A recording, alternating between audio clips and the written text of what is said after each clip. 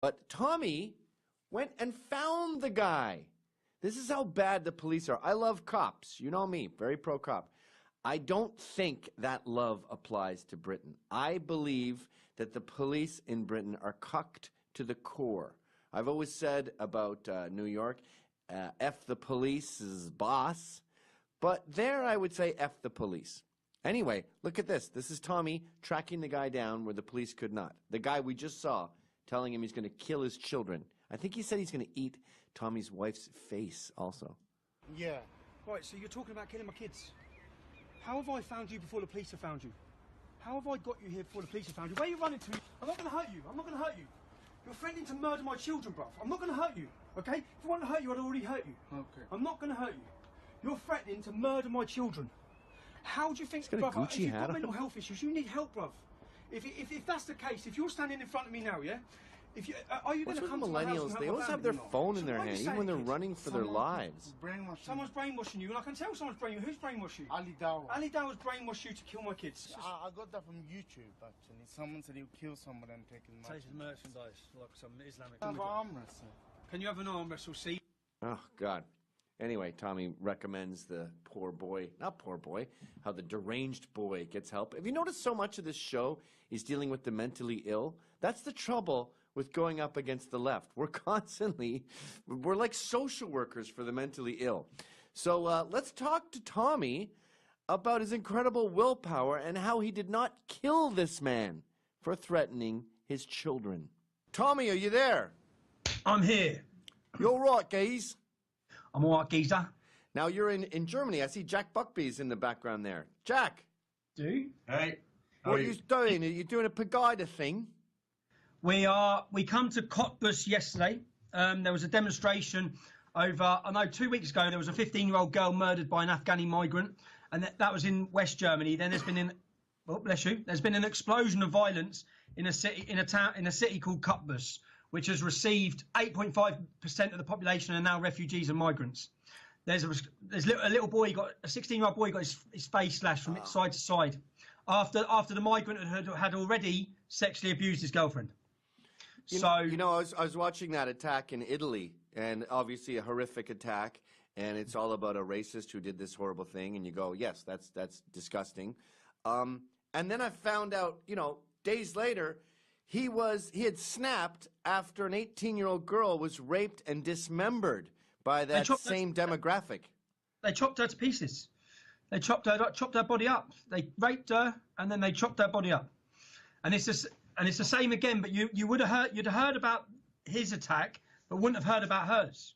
No, it took a long time to hear about her attack. And I'm not justifying what he did, obviously, but these politicians who are virtue signaling are creating the third world in the first world, and women are the first to go. Well, I don't know if you're keeping your eye on what's happening in Germany. There's a mass new women's movement forming called 120 decibels. They call it 120 decibels because that's the sound of the rape alarm. And the rape alarms are so common now that they're next to tampons in supermarkets because everyone has them. So that's what's happening, and so we've come out here to document pretty much the start of what we see is going to be a busy summer on the streets of Germany. On the 17th of February is another massive rally in Berlin, but it's by women for women. And I've gone yesterday and just seen how bad the media are here as well. It's unbelievable. It's unbelievable. The Lugenpresse, the lying press. Lying press, the lying press. Well, you'll see. We'll have a video coming out in a couple of days where I'm interviewing a lady. I'm interviewing a German lady saying, why are you here? She's travelled 6 hours. She comes from Kandel, which is a city where a 15-year-old girl was brutally raped and murdered by a Afghani migrant who was pretending to be a child just 2 weeks ago. So she was saying, I'm scared. And she's going for it. And then a mainstream journalist just said, she's lying. So I turn around to them. I swear to God, I've got it all on camera. I turned around to the mainstream journalist and said, please explain that. And she goes, no. And I said, no, you can't do that. You have to now explain why you've said that. Yeah. She's explained herself, and she said, I'm not talking to you. And she starts putting her hands on the cameras. And I said, you're a journalist. What is this? And that wasn't just one journalist. I then went up to another journalist. So I took my day to troll the journalists. So I went up to another journalist to ask them, will you call these people far right? She just went, And then as she was about to answer, her boss just went, stop, stop, stop. So then I said, why are you telling her to stop? And then she said, I'm not talking to you. I said, but you're a journalist. Why don't you just answer? And we found this with all of them. All of them. And I asked them to give justification. Justify why this old lady next to me is far right. Justify why this young girl here is far right. These are the concerned German public. And what the mainstream media are doing across Europe is disgraceful. It's criminal what they're doing with the rapes and the attacks that are happening on the women and the lengths. But what's exciting? It's sad to say it's exciting, but it's quite exciting to see what's brewing and bubbling, and that is the real women's movement. This Me Too nonsense. Right. This is the real women's movement.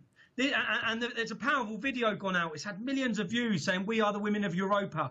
You abandoned us, you've forgotten us, and you sacrificed us. You claim to have women's rights and feminist rights, but you have none of them. So yeah, we're out here. It's interesting. We're going to be back out here. We've got a couple of shows coming from the time we've spent here. Isn't it funny that Tony Blair and his speechwriter and Angela Merkel, they set up these open borders with Islam because they didn't like people like you. And they thought, let's give soccer hooligans a showing up. Let's get soccer hooligans beat up. They must be looking at their own countries now, seeing all of this rape, all of this child rape and woman rape, and going, whoops, that's not what I wanted it to happen. Well, they done it to rub the noses right in it, rub the right's nose in it. Now, the reality is that those people that have done it, for example, Tony Blair, who is supposed to represent Labour, it's the Labour communities that have been savaged by them. Right. So it's his own supporters and his own people from his political movement, not really the Conservatives. It's not really affecting them as much because they live in more nicer areas and more affluent areas. So Tony Blair invited the third world to come in and destroy his support base, which is why his support base have all shifted. But then now Tony Blair, if they want to regain power, or Angela Merkel, they just see the support base that they've brought in as loyal voters. It was him and Andrew Neither, and if you Google image Andrew Neither, one of the first photographs you see is him bragging about his spiral staircase wine cellar, where as you go up the stairs, you're exposed to the various vintages in his air-cooled spiral staircase living room. I mean, the guy is a human parody of himself. Yeah. But so another thing I want to talk about is you got the death threat. You all right? What's going on? No, it's all right. It's nothing, Ray. Nothing. Yeah, all right. You got a death threat from a guy. 15 kgs. I challenge you to a stabbing match. And we talked about this on my other show, that he has fairly nice tits for like a lady. He did. Pretty impressive. I like them. You know, if to hit him or suck his tits. But no. But you found him, Tommy. You tracked him down before the police. My question to you, sir, is how did you not kill him? Where do you get this Herculean willpower? You know, when I watched his videos, I watched multiple. The one you're on about, there was 3 or 4 videos, and there was long messages about what he was going to do to my daughter, rape them, chop her, slit her throat. So, and when I watched his videos, I thought there's something not right with him. Obviously, yeah. I just thought. Sometimes there's either something not right. It's a mental illness or it's just Islam. Yeah, it's just Islam. So I was trying to work out which one of them it was. Islam is a mental illness. Yeah, it is. It is. But I wondered if he really was suffering. And then I actually sat down with the police for 6 hours, and I gave them. I said, I've done all your work. Here's who he really is, because he's using fake names. Here's his address. Here's where he lives, and here's the evidence of everything he's done. There you go. Go get him.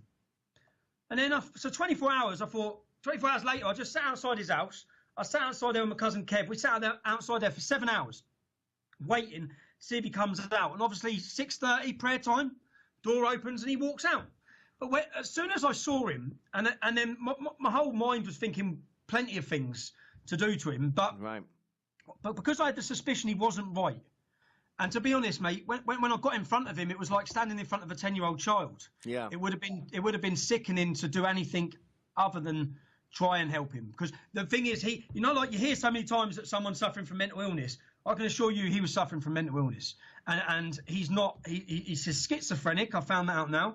But he's been manipulated and wound up by other Islamic preachers, which is dangerous because these are the people that in the history we've seen go on and murder. Yeah, who was that guy he said brainwashed him?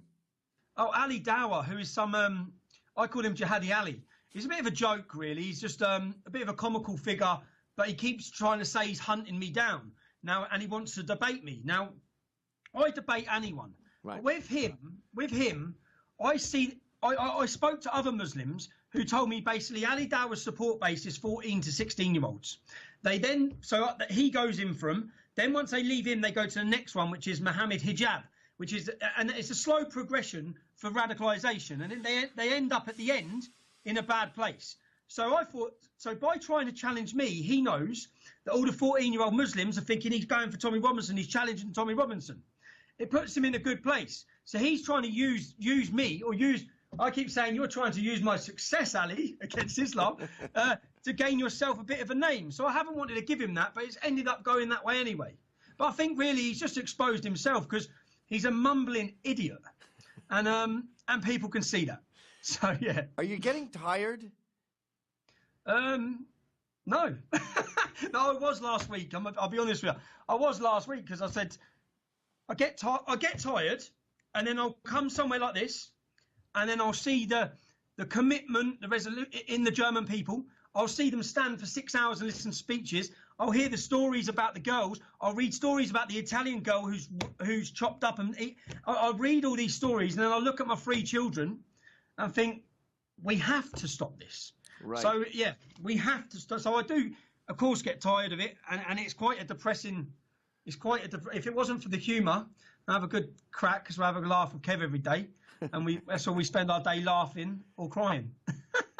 Brilliant. Well, I want you to know that what an inspiration you are from across the pond over here. We see you fighting the good fight, and it inspires us to make sure the same European problems don't happen here in America. Thanks, man. Thanks, Gavin. Cheers, Tommy. Cheers, mate, and we'll catch up sometime. Let me know if you're coming over. I will, and I will be